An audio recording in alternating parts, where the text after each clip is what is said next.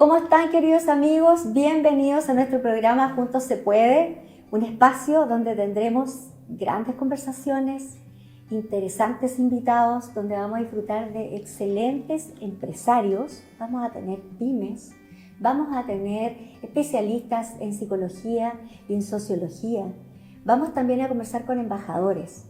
Tenemos una temporada súper entretenida y súper interesante para ustedes, así que los invitamos a que en la comodidad de su casa se sienten a disfrutar de este programa que hemos preparado con tanto cariño para ustedes. Hoy tengo a un gran invitado a mi lado y vamos a conversar de un tema que estoy segura es de interés de todo el mundo. El doctor Giorgio Agostini, doctor en psicología y máster en sociología. ¿Cómo estás, Giorgio? Muy bien, muy agradecido, me siento muy honrado, digamos, en este programa con ustedes de conversatorio que va a ser, yo creo, muy útil realmente para las personas sobre los temas que tú has mencionado. El honor es nuestro. Y al mismo tiempo, yo le doy también la bienvenida, igual que tú, a todas las personas que están viendo el programa, deseándole lo mejor, sin lugar a dudas, y también abriendo la posibilidad, si quieren algún día hacer preguntas, y a continuación y a futuro lo vamos a contestar dentro de lo posible. Por supuesto que sí, van a estar nuestras redes sociales disponibles, así que ahí también vamos a tener un espacio donde se pueden hacer muchas consultas y por supuesto las tuyas personales. Muchas gracias. Por supuesto que sí.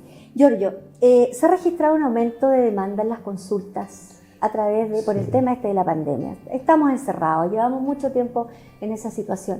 ¿Ha habido un aumento? Efectivamente es así, por razones obvias. Las personas que están encerradas empiezan a sentir una presión bastante grande, como si estuvieran en la cárcel algunos de ellos.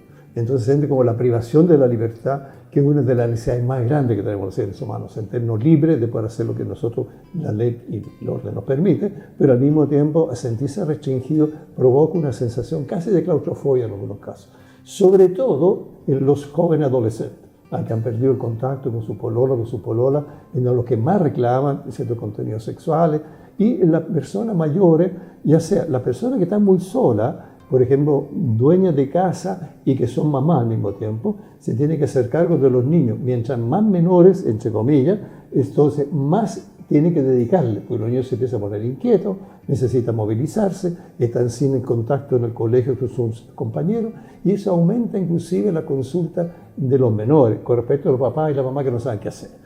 A continuación, yo soy experto en problemas de pareja, hace muchísimos años. Entonces, ¿qué ocurre? La pareja que ha tenido algún inconveniente entre sí es el momento donde descargan una serie de rabia que han acumulado durante cierto tiempo.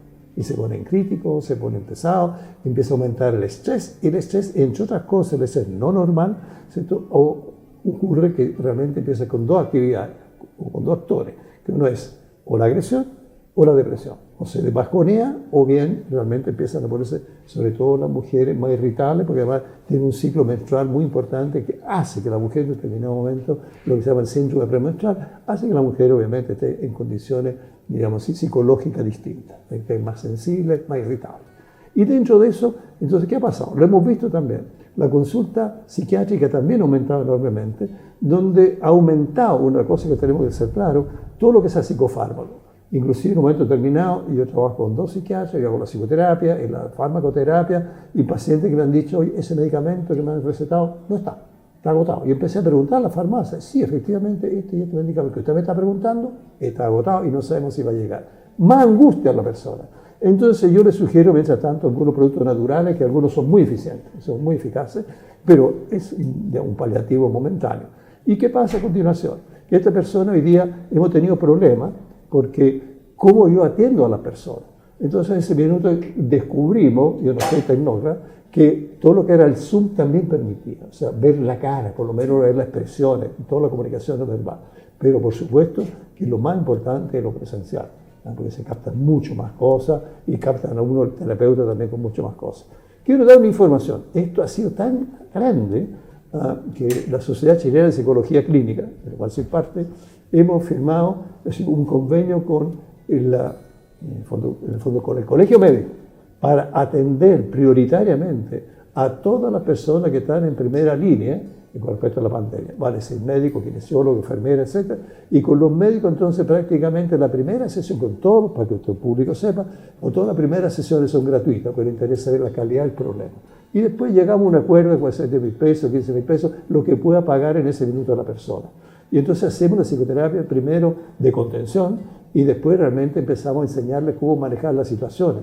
Me decía, por ejemplo, una doctora internista, dice, ahora me empiezan a hacer preguntas que no estoy capacitada. Me dice, yo estoy bajoneada, fíjese, tengo problemas con mi marido, ¿qué hago? Y ese problema también me empieza a ir, me están pidiendo cosas de psicoterapeuta que no lo soy. Entonces se siente más complicado todavía. La presión, es una cosa muy curiosa, muchas veces los hospitales le exigen que atienda un paciente internista cada 10 minutos, lo que es una barbaridad. Pero eso es histórico, no es una cosa de ahora. Entonces, por supuesto que la presión se convierta en una presión, en un estrés cronificado, que hoy día se llama burnout.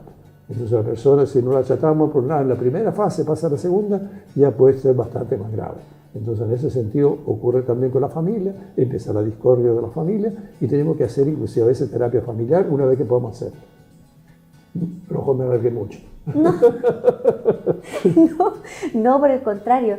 Pero hablaste de niños, hablaste de adolescentes, sí, hablaste de pareja. ¿Y qué pasa con los adultos mayores? Muy buena pregunta. Ahora, ¿qué ha pasado a los adultos mayores? Esos son los que de alguna manera son más obedientes, pero también son los más sacrificados porque muchos están solos como abuelos o papás adultos y entonces han perdido el contacto con las redes familiares que son los niños, los nietos, son los hijos y en ese sentido aparece algo a todos los niveles, salvo los niños, aumento de las adicciones, que nosotros llamamos adicciones en términos muy genéricos. El término científico es dependencia. O sea, que la persona empieza a depender y es un estado psicofisiológico, mental, patológico, donde la persona para sentirse bien necesita usar algún insumo. En algunos casos el chocolate, en la mayoría de las veces ocurre el alcohol. Entonces en el alcohol tenemos problemas bastante grandes, inclusive se la voy a leer nomás, una lista de cuáles son justamente las cosas que nosotros hemos encontrado. Aquí, por ejemplo, tenemos aquí el alcohol, nicotina, psicofármaco, cafeína, opiáceo, cannabis, que es el más frecuente en los adolescentes, increíble, y tenemos también las acciones comportamentales, es decir, cierto comportamiento que tiene la persona a la cual tiene un hábito y se produce, digamos así, lo que decía yo, una dependencia.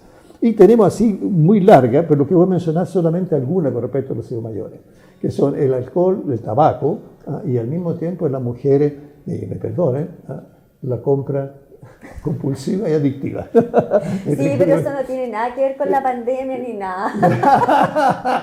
Pero lo que pasa es que aumenta la ansiedad y entonces, lo hemos visto, le dan el 10% y la primera cosa que hicieron fue comprar. Sí. Es decir, más que ahorrar, pagar, no fue lo primero. Entonces aquí hay cosas también, ¿cierto? Hay cosas como la siguiente que aparecen en el adulto mayor que la gente no sabe. Que tiene que toda la cosa erótica, en este caso, tiene que ver con la pornografía, ¿no? Y con la casa de masaje, el adulto mayor. Y entonces, que en ese sentido, son muy, muy conscientes. La más importante de todas es la ludopatía. Eso te iba a decir, yo tengo aquí, voy a leer también, sí. Se estima que el 16% de las personas que tiene juego patológico tiene más de 65 años. Así es, así es. La ludopatía es tema. Pero por supuesto, porque en la ludopatía hay dos cosas que le pasa a la persona. Una es un tratar de enriquecimiento fácil, o sea, no hago tanto esfuerzo y gano. Y la otra cosa que obviamente le provoca un placer, en ese minuto una sensación placentera y los centros de placer se empiezan a iluminar. Inclusive cuando uno hace eventualmente un escáner, en este caso un escáner, digamos que en el fondo es una tomografía de color, para explicar a la gente, uno ve cómo se encienden determinados lugares cuando la persona está jugando, qué sé yo. ¿Cuál es el problema de esto? El problema de esto tenemos también con una cosa muy importante, ¿cuál es la personalidad del ludópata? Porque eso nos va a permitir el diagnóstico y el pronóstico. Por ejemplo, una persona que tiene bipolaridad y está en la fase maníaca, se siente exaltado, se fija todos las sensaciones de euforia que tiene, y entonces lo más probable que ha pasado, que en ese minuto empieza a jugar o empieza de alguna manera colocarse en esta cosa, convida a mujeres, invita a todos los amigos y empieza realmente, incluso en el caso del juego, puede jugar, cosa que me ha tocado lamentablemente un paciente que me dijo, mi bisabuelo se jugó en el naipe, jugando póker, el fondo de 10.000 hectáreas y perdió todo. O sea, dejó toda la familia, el resto, sin herencia. Y entonces nosotros tenemos que empezar desde cero. Y ahora, los jugadores más grandes, hay que nombrarlo la pasada nomás, son los chinos, ¿no? Esos son los jugadores más, digamos, internacionalmente conocidos. Pero ¿qué pasa a la persona adulta mayor? Usted debe considerar varias cosas. Primero, el adulto mayor hoy día no es como llegué yo a Chile, que era 50 y tantos años, que a mí me llamó la atención. Hoy día tenemos personas sobre 80 años. Entonces hablamos de una tercera, cuarta, y yo agrego, quinta edad, que son personas que van a llegar sobre los 100 años. ¿No? Que seguramente muchos de nosotros, yo por lo menos no lo voy a ver, pero a lo mejor ustedes que están aquí trabajando, sí. Entonces, ¿qué pasa? Ha pasado una cosa que la sociedad ha cambiado tan violentamente, que lo que era la familia antigua, donde estaba el papá, la mamá, los abuelos, los niños, en la misma contención que tenía en ese minuto, porque eran todos los recursos que tenía el niño, inclusive para acudir el papá, el abuelo, etc. Eso se ha disipado totalmente. Tenemos cosas tremendas. Si todavía tenemos departamentos de una persona, y a veces esa persona está una persona adulta mayor, y me dice, bueno, mis hijos ni nadie me viene a ver, entonces estoy muy solo. Y entonces esa ansiedad, esa sensación de vacío, la trata de llenar, como dije yo recién, ¿cierto? Un estado alterado mental, fisiológico, donde para sentir bienestar necesita usar alguna sustancia. Las sustancias principales son el tabaco, en este caso, y el alcohol, son las principales. La pornografía otra, que ¿cierto? También pasa a simular. La ludopatía, que siente como con eso llena momentáneamente una sensación de satisfacción, pero después se arrepiente, se echa culpa de que por qué yo caí en esto. Entonces se echa en un círculo vicioso bastante grande. Habitualmente eso se le oculta a los que son los familiares de alguna manera más directa, porque muchas veces están solos o están con su pareja, y viene también otra cosa tremenda, que durante esta etapa hay personas que han perdido seres familiares y no los pueden despedir de buena manera. Entonces hay una sensación también de duelos no completados, y esos duelos no completados, no elaborados, hace que la persona busque algún tipo, digamos, de que lo pueda de alguna manera subsanar. Y ahí los psicofármacos, escúchenme bien, han aumentado el 400%, es una barbaridad. Y en ese sentido, entonces podemos entender que mal está la población para tener que usar tantos psicofármacos, que por eso también se han agotado. Y también las licencias médicas, psiquiátricas han aumentado enormemente, y también han aumentado la consulta, por supuesto, de los terapeutas, que tenemos que estar a cargo de esto. Entonces, en ese sentido, estamos viendo que realmente estamos con una crisis social que va más allá de lo que ha pasado, que la han llamado malamente estallido social. Eso fue otra cosa, no lo voy a entrar en ese detalle, porque es un detalle muy delicado el tema. Pero al mismo tiempo, entonces, hay una incertidumbre generalizada. A nivel subconsciente, la persona percibe esto. No se da claramente cuenta, pero le altera la psique de todas maneras. Entonces es bueno que la gente sepa, hay una cosa muy interesante. Nosotros percibimos por los sentidos, pero entre que los sentidos pase a la conciencia, pasa a través del sistema nervioso, y eso se demora, aunque sea milésima de segundo, y por lo tanto pasa, la primera cosa pasa al subconsciente. Todo lo que percibimos pasa primero al subconsciente. Y ahí queda en el hipocampo, donde está la memoria, está un montón de cosas, y de ahí recién pasa a la conciencia.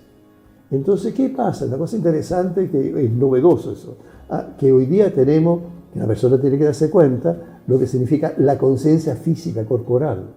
Vale decir, lo no verbal es cada vez más importante, porque la persona de repente capta, le molesta algo, y tiene que decir, ¿qué me dice el cuerpo?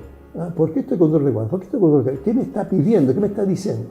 Y muchas veces le advierte antes que tome conciencia. Por eso tenemos una cosa muy interesante en ese sentido, que de pronto ahí podemos también intervenir para lo que son los tratamientos, justamente en esta etapa. Porque muchas cosas la gente hoy día sabemos, existen inconscientes, y sabemos justamente que funciona de esta manera. Convengamos en que ninguna persona va a asumir que tiene alguna adicción de ningún tipo. Nadie lo va a asumir. Y son las triquiñuelas. Esconde el alcohol en otra parte, esconde la botella. Y en ese sentido. La otra cosa que es importante decir, que hoy día tenemos muchas cosas de mortalidad adultos mayores, que no es por el COVID, sino por la enfermedad que tenía previa. Claro. Entonces tenemos tabaquismo, cáncer, tenemos eventualmente alteraciones del hígado por el alcohol, y de repente esa persona muere, y en un principio se confundieron esa muerte como si fuera todo el COVID. No, lo que luego damos muerte de otra cosa. Bueno, aclararlo, nada más. Giorgio, tú no me vas a creer, pero tenemos el tiempo acotado y la verdad es que a mí me encantaría poder seguir conversando contigo. Estoy segura que todas las personas que nos están viendo están sumamente interesadas en tu conversación. Me encantaría que volvieras a acompañarnos en otro capítulo a ver si eso se puede concretar. Por lo pronto, agradecerte. La verdad es que en este poquito rato nos has contado 1000 cosas interesantes, 1000 cosas importantes que tenemos que tomar en cuenta a la hora de enfrentarnos a este tipo de situaciones. Así que agradecida de haberte tenido en nuestro espacio y obviamente la invitación queda abierta. Muchas gracias y lo veremos en conjunto. Nosotros, por nuestra parte, nos vamos a un corte comercial y volvemos enseguida. No se separe de nuestra sintonía.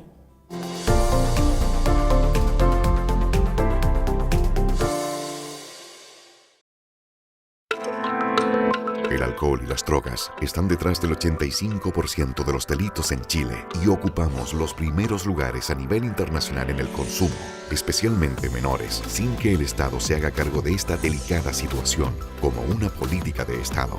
En la ONG Rehabilitación y Esperanza trabajamos para cambiar esta realidad y para ello, durante los últimos años, hemos capacitado a través del país a más de 270 dirigentes sociales como monitores en adicciones. A la vez, hemos apoyado la creación de 46 organizaciones rehabilitadoras. Participamos en seminarios y encuentros de capacitación. Hoy sumamos más de 170 organizaciones sociales con personería jurídica que participan en nuestra ONG, con quien colaboramos para apoyar personas vulnerables en el proceso de rehabilitación y reinserción social. Y que con la misma humildad que solicitó ayuda, vaya al encuentro y en la búsqueda del que realmente lo necesita. Esperamos concluir este año 2021 con la instalación en una población vulnerable de la región metropolitana del primer centro público gratuito en el trato de las adicciones. Por esta labor recibimos distinciones a nivel nacional e internacional, pero no es suficiente. Hoy necesitamos de ti para completar la tarea y que esta sonrisa siga siendo una realidad. Envíanos tu aporte a los datos que aparecen en pantalla. Visítanos en www.rieconmigo.cl.